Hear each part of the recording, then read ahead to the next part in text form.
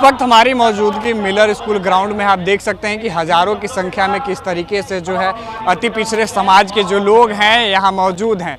ये आज अति पिछड़ा समाज द्वारा महाहुंकार रैली का आयोजन किया गया है, जो साफ तौर पे ये अपनी आवाज़ को बुलंद करने की कोशिश कर रहे हैं। आपको मंच की भी तस्वीरें दिखाने की कोशिश करूंगा। यहाँ जो अति पिछड़े समाज के जो वरिष्ठ नेता हैं वो लोग भी यहाँ मौजूद हैं, वो अपनी आवाज़ को बुलंद करने की कोशिश कर रहे हैं और कह रहे हैं कि 9वीं अनुसूची में जो है आरक्षण को शामिल करने की बात कही जा रही है। इसके साथ ही बिहार विधानसभा चुनाव में भी ये कहीं ना कहीं चुनाव लड़ने के मूड में है।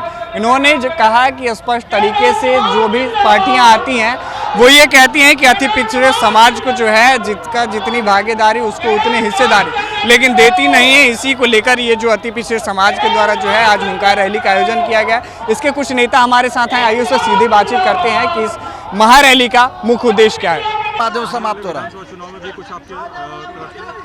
विधानसभा चुनाव है तो सब पार्टी को तो हम लोग परख लिए हैं, कोई पार्टी खरा नहीं उतरा है।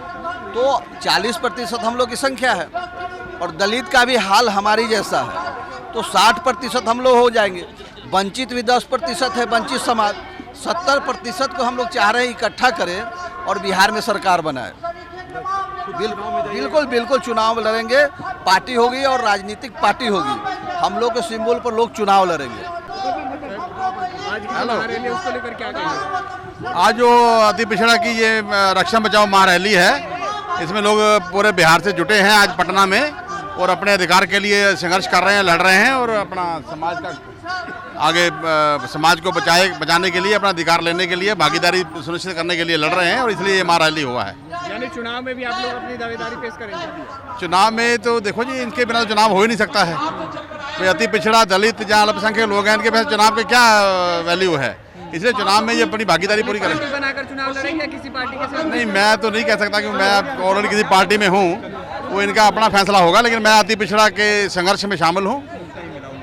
नहीं, सच्चाई यही है कि ये सब जो भी पार्टियां हैं सही माने में अति पिछड़ा को कोई हक देने का काम नहीं किया है। अब अति पिछड़ा के लोग, कुछ जिलों के लोग यहाँ जुटे हैं।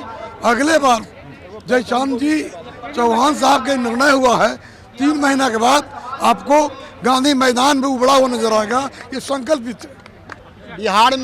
बिहार की ओर से जो आज सम्मेलन की जा रही है, वो सम्मेलन जो 78 बरस आज़ादी के होने के बावजूद भी, जो पिछड़ों को बिहार में 40% जनसंख्या होने के बावजूद भी सभी दल के लोग कहते हैं कि जिसकी जितनी जनसंख्या उतनी उसकी भागीदारी, लेकिन वह मंच पर बोलते हैं लेकिन कार्यान्वित नहीं करते, व्यवहार में नहीं आते हैं।